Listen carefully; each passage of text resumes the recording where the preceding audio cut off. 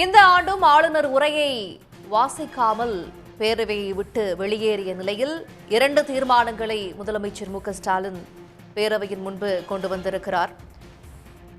இது பற்றிய கருத்துக்களோடு நம்மோடு மூத்த பத்திரிகையாளர் திரு தராசு ஷியாம் இணைந்திருக்கிறார். இணைந்தமைக்கு நன்றி திரு தராசு ஷியாம்.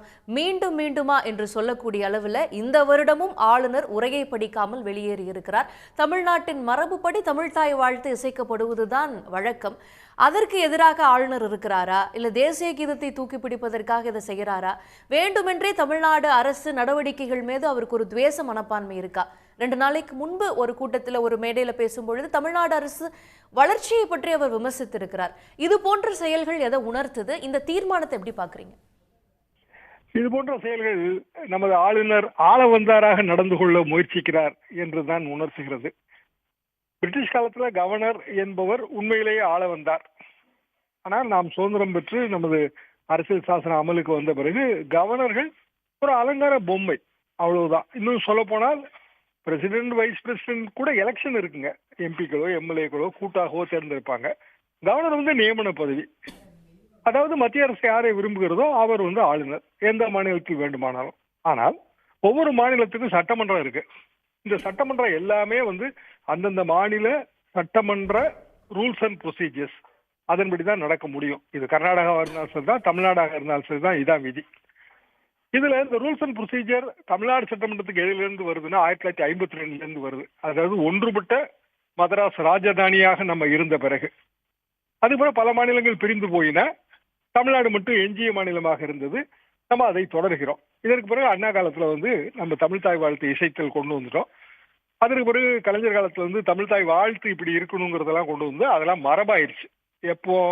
கிட்டத்தட்ட 1970 இருந்து, எங்க கல்லூரி காலகட்டத்தில இருந்து இதுதான் மரபு.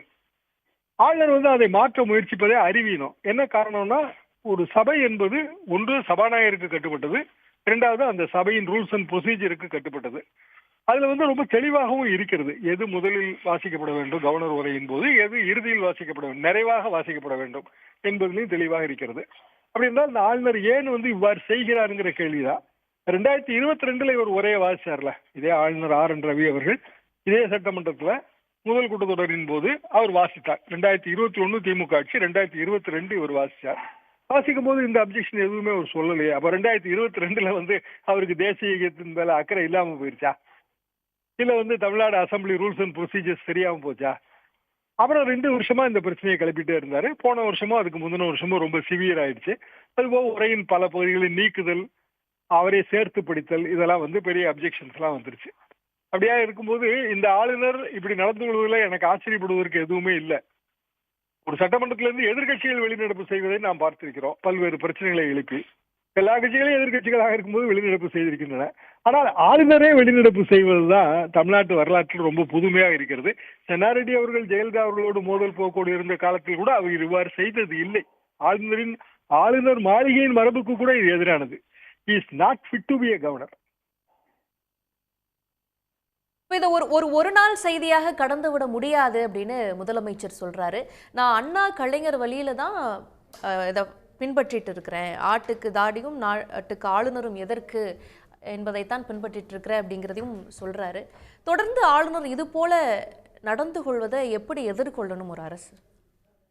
ஆளுநர் ரவி என்று நாம் அதுல உண்மையிலேயே குறிப்பாக சொல்ல வேண்டும். எந்த ஆளுநர் இப்படி நடந்து கொள்வது இல்லை. மாநில அரசோடு மோதல் போக்கோடு கேரளா கவர்னர் இருக்காரு. ஆனால் அவர் இவ்வாறு நடந்து கொள்வதில்லை.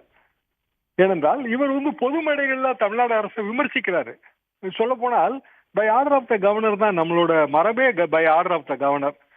அப்ப அவர் தான் இந்த அரசுக்கு ஒரு வகையில் பார்த்தால் அலங்கார தலைவர். அவரே அவருக்கு கீழே இருக்கிற அரசை விமர்சிக்கிறார் பொது வழியில். இன்னும் சொல்ல போனால் தவறான புள்ளி விவரங்களோடு விமர்சிக்கிறார். நீங்க கூட ஆரம்பத்தில் அதை குறிப்பிட்டீங்க. இந்த டெவலப்மெண்ட் இண்டெக்ஸ்ல தமிழ்நாடு எந்த இடத்துல இருக்குங்கிறது இந்தியா முழுசுக்கும் தெரியும். இவர் சார்ந்த பீகார் மாநிலத்தின் பல லட்சக்கணக்கான தொழிலாளர்களுக்கு நம்ம தான் இங்க வாழ்விடம் தரோம், அவர்களுக்கு உணவு தருகிறோம், பணி தருகிறோம், சம்பளம் தருகிறோம். அவர்கள் எல்லாரும் கிராமங்களுக்கு பாத்தீங்கன்னா பீகார் விவசாயத்துக்கு வர்ற பீகார் தொழிலாளர்களோட குழந்தைகள் நம்ம அரசோட பிரேக்ஃபாஸ்ட் ஸ்கீம்ல சாப்பிடுறாங்க. நம்ம குழந்தைகள் கொடுக்குற அதே யூனிஃபார்ம் செட்டு, ஃப்ரீ செட்டு, 17 வகையான பொருட்கள் நம்ம கொடுக்குறோம். 10வது வகுப்பு வரைக்கும் வந்து நிம்மதியாக இங்க படிக்கிறாங்க. அதுக்கு பிறகு அவங்க வேற படிப்பை சூஸ் பண்ணி போறாங்க, இல்ல தொடர்ந்து வந்து +1 +2 படிக்கிறாங்க. இதெல்லாம் எல்லாருக்கும் தெரியுங்க. பீகார்ல இருக்கிற தொழிலாளர்களுக்கு, பீகார்ல இருக்கிற குடும்பத்துக்கு தெரியும், பீகாரை சேர்ந்த ஆளுநருக்கு அது தெரியலங்கிறது தான் ரொம்ப வேடிக்கையா இருக்கு. அப்போ ஆளுநர் வேண்டுமென்றே செய்கிறார், அப்படிதான் நம்ம பொருள் கொள்ள வேண்டும். இவர் நீக்கப்பட வேண்டும். எவ்வளவோ குரல் கொடுத்தாச்சு. ஆளுநர் பதவி ஒழிக்கப்பட வேண்டும். அதுதான் வந்து முதலமைச்சர் சொன்னதோட பிராட் ஆஸ்பெக்ட். அது அண்ணா காலத்துல இருந்து, எங்க கல்லூரி காலத்துல இருந்து இருக்கிற சர்ச்சை தான். ஆனால் ஒரு ஆளுநர் என்கிற பதவி கான்ஸ்டிடியூஷனா இன்னைக்கு இருக்கு. அப்படி என்றால் அவர் எவ்வாறு நடந்து கொள்ள வேண்டும் என்பதுல ஒரு மரபு இருக்கு, ஒரு எதிர்பார்ப்பு இருக்கு. இப்ப ஆளுநருடைய பதவி தவிடுபடியாக்கிறார்.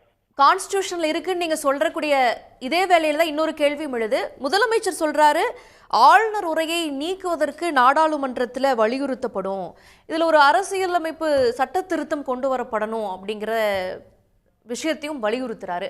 அதற்கான சாத்தியக்கூறுகள் எப்படி இருக்கு? அதனுடைய தேவை அந்த அளவுக்கு இப்ப மாநில அரசுக்கு தேவையா இருக்கு? கண்டிப்பாக நமது கான்ஸ்டிடியூஷன் படி ஆளுநர் உரையோடு தொடங்க வேண்டும். ஆளுநர் உரை என்பது என்ன? ஒரு ஒரு ப்ளூ பிரிண்ட். இல்லைன்னா அரசு இவ்வாறு செய்தது, எனது அரசுன்னு தான் ஆளுநர்கள் சொல்லுவாங்க, இவ்வாறு செய்தது, இன்னென்ன விஷயங்கள்ல வந்து மாநிலம் வந்து சிறந்து ஓங்குகிறது. இதுதான். இன்னும் சொல்லப்போனா அது மாநில அரசு தயாரித்து கொடுக்கிற உரை தான். மாநில அரசு உரை தயாரித்து ஆளுநர் மாளிகைக்கு அனுப்பி வைத்து சில நேரங்களில் சில திருத்தங்கள், சில சஜஷன்ஸ், திருத்தம் கூட சொல்ல முடியாது, சில ஆலோசனைகளை சொல்லுவாங்க. அது ஏற்றுக்கொள்ளலாம், ஏற்றுக்கொள்ளாமல் கூட மாநில அரசு விடலாம். இறுதி வடிவம் செய்யப்பட்டு ஒரு 2 தினங்களுக்கு முன்பு வந்து அது எல்லா வகையான ஃபார்மாலிட்டி முடிஞ்சு, பிரிண்டிங் எல்லாம் முடிஞ்சு, சட்டமன்ற உறுப்பினர்களுக்கு காலையில வந்து அது டிஸ்ட்ரிபியூட்டே ஆயிருங்க. அது பிறகு அவர் உரையை திருத்தி படிக்கிறதே தவறு தானே. ஏனென்றால் இந்த உரையின் மீது தானே நம்ம விவாதம் நடத்தணும். அப்ப திருத்தி படித்தாருன்னா அது எப்படி ஆளுநர் உரையோட அச்சடிக்கப்பட்ட குறிப்புல இடம்பெற முடியும்? இப்படி பிராக்டிகல் ரியாலிட்டி நிறைய இருக்கு. விடுத்து படிக்கலாங்க, ஒரு பேராவை விட்டுட்டு படிக்கலாம். சென்னாரெட்டி கூட விட்டுட்டு படிச்சிருக்கிறாரு. ஆனால் அவர் சேர்த்து படித்ததாக பொருள் கொள்ளப்படும்னு சபாநாயகர் அறிவிச்சிருவாரு.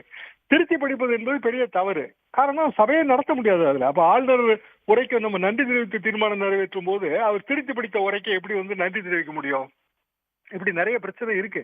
2 வருஷமா இது சொல்லத்தான் செய்யறோம். அப்படி என்றால் ஆளுநர் உரை என்பதே வந்து நமது அரசியல் சாசனத்திலிருந்து அகற்றப்பட வேண்டும். ஏனென்றால் அது உண்மையிலே அலங்கார உரை தான். அதனால பெரிய பயனெல்லாம் எதுவுமே கிடையாது. எல்லா ஆளுநர்களுக்கும் அது தெரிந்த விஷயம் தான், அரசுக்கும் தெரிந்த விஷயம் தான். ஒரு நாள் செய்தியா கடந்து போறோம். ஆனா அந்த ஒரு நாள் செய்திக்காகிற செலவை யோசிச்சு பாருங்க. ஆளுநர் மாளிகையில இருந்து அவர் வந்து அவர் இங்க வந்து அவரோட மோட்டார் கார்டு, அவரோட செக்யூரிட்டி அரேஞ்ச்மெண்ட், அதுக்கான செலவெல்லாம் யாரோட செலவு? தமிழ்நாடு அரசோட வரி பணம் தான், மக்களோட வரி பணம் தான். ஆளுநர் டெல்லிக்கு போயிட்டு வர செலவு நம்ம செலவு தான். மொத்தத்துல பார்த்தா நம்ம செலவு, நம்ம கொடுக்குற சம்பளம். ஆனா அவர் நமக்கு எதிராக நடந்து கொள்கிறார். இன்னும் சொல்ல போனா இந்த ஆளுநருக்கான பதவி காலம் வேற முடிஞ்சிருச்சு. பதவி காலத்தை நீடிப்பு செய்தும் இன்னை வரைக்கும் வந்து ஆணை இல்ல, பிரசிடென்டோட ஆணை இல்ல. ஆக எந்த விதமான அப்பாயின்மெண்ட் ஆர்டருமே இல்லாம ஒருத்தர் வந்து லோக் பவன்ல உட்கார்ந்து இருக்கிறாரு. அவர் ஒரு உரையை வாசிக்காம வெளிநடப்பு செய்யறாரு. பெரிய ஜனநாயக கூத்து.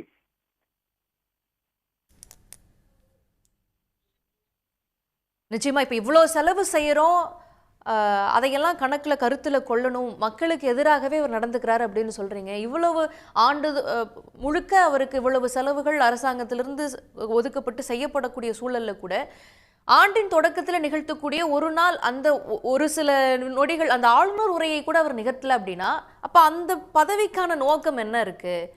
அப்ப முதலமைச்சர் இந்த ஆளுநர் உரையே தேவையில்லைன்னு சொல்றதும், ஆளுநரே தேவையில்லை அப்படின்ற சொல்றதும் அரசியலமைப்புல மாற்றங்கள் கொண்டு வரப்படுமா? அதை மற்ற மாநிலங்களும் இது போல ஆளுநரால வஞ்சிக்கப்படக்கூடிய மாநிலங்கள்லாம் அதுக்கு எந்த அளவுக்கு சப்போர்ட் பண்ண முடியும்னு நினைக்கிறீங்க?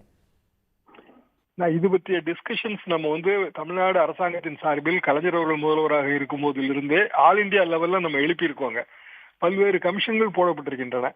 ஆனாலும் எந்த விதமான நடவடிக்கையும் எடுக்கப்படவில்லை. ஏனென்றால் இந்த ஆளுநர் பதவி மத்திய அரசாங்கம் சில நேரங்களில் அது அரசியல் ஸ்கோர்ஸை தீர்த்து கொள்வதற்கு பயன்படுகிறது. மத்திய அரசாங்கத்தின் எந்த ஆளுங்கட்சி இருக்கிறதோ அந்த ஆளுங்கட்சிக்குள்ள ஏதாவது பிரச்சனை இருந்தா பிரச்சனைக்குரியவர்களை வந்து மாநிலங்களுக்கு ஆளுநராக டிரான்ஸ்பர் செய்வது அல்லது ஆளுநராக போடுவது, நியமனம் செய்வது, இது நடந்து வருகிறது.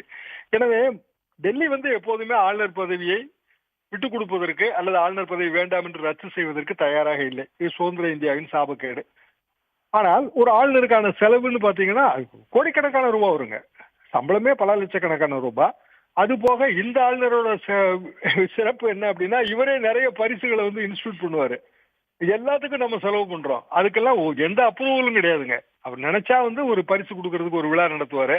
அவரே புத்தக வெளியீட்டு விழா எல்லாம் பண்ணுவாரு. அவருக்கு தமிழ் வாசிக்க தெரியுமானா தெரியாது. ஆனா தமிழ் புத்தகத்தை வெளியிடுவாரு.